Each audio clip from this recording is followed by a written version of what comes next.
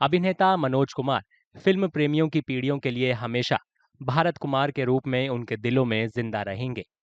एक अभिनेता फिल्म निर्माता के तौर पर मनोज कुमार ने अपनी देशभक्ति को उस समय फिल्मी पर्दे पर उतारा जब एक नवजात भारत अपनी पहचान बना रहा था और अपने सपनों और संभावनाओं को साकार करना शुरू कर रहा था। देशभक्ति की फिल्मों का जो सिलसिला मनोज कुमार ने शुरू किया वो अमर है। वो ऐसा सिलसिला है कि उन्होंने हालांकि सिर्फ 5 फिल्में बनाई इस तरह की जो उनकी हिट रही। उसके अंदर उपकार जो उनकी फिल्म थी, वो जो पहली फिल्म थी जब 1967 में आई, तो उन्होंने वो प्रधानमंत्री जो उस समय थे लाल बहादुर शास्त्री, उनके कहने पर बनाई थी।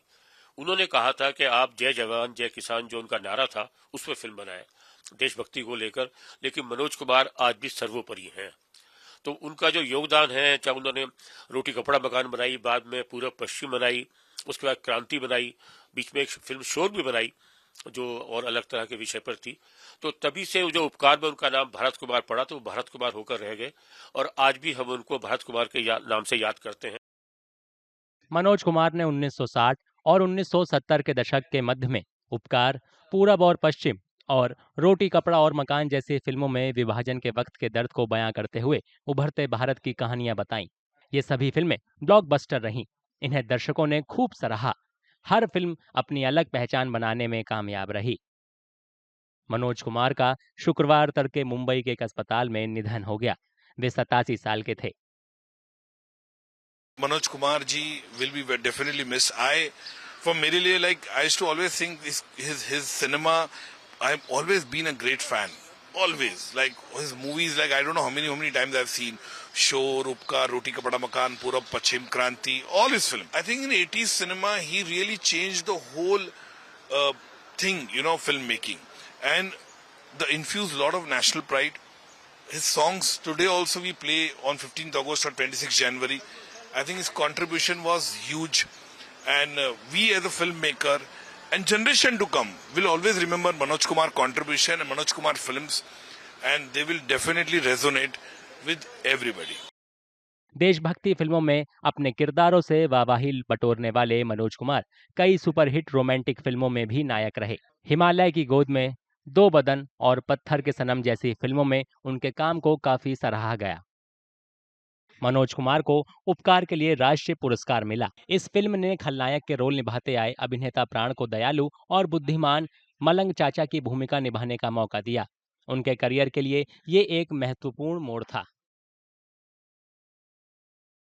प्राण साहब जैसे कुख्यात को उन्होंने विख्यात बना दिया मलंग चाचा के रोल में। और वो जो गाना है कस्मे वादे प्यार वफा सब बातें हैं बातों का क्या, प्राण साहब की भी जिंदगी इस फिल्म से बिल्कुल बदल गई और एक के बाद एक उन्होंने देशभक्ति पर आधारित फिल्म बनाई।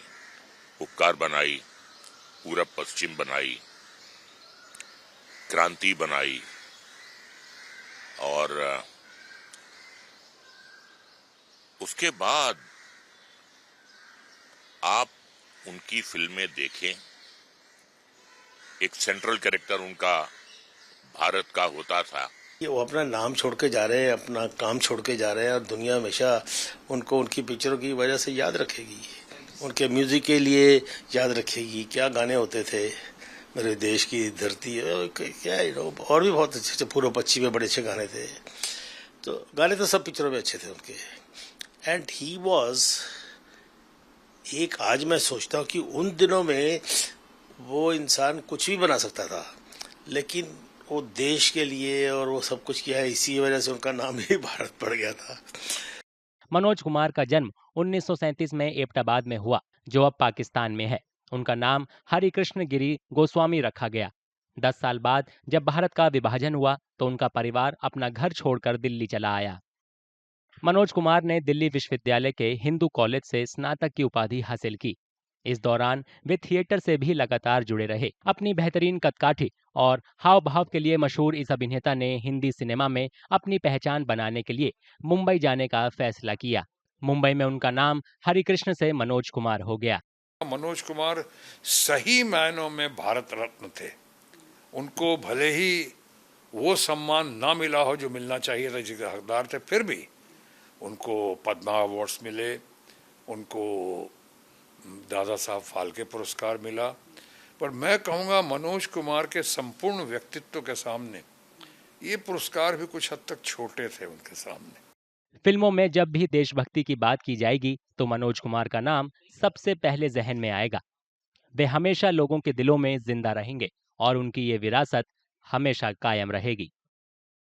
गर्मियों की छुट्टी होने वाली थी, मेरे पापा आने वाले थे, तो हम लोग सभी खुश थे। तो मैं एक बेड पे चढ़ के डांस कर रहा था, लेकिन वो पहले ही आ गए। फ्रीज। तो मैं उस समय तो कंटिन्यू नहीं कर सकता था ना, तो फ्रीज फ्रेम टाइप का हो गया। कसम पैदा कर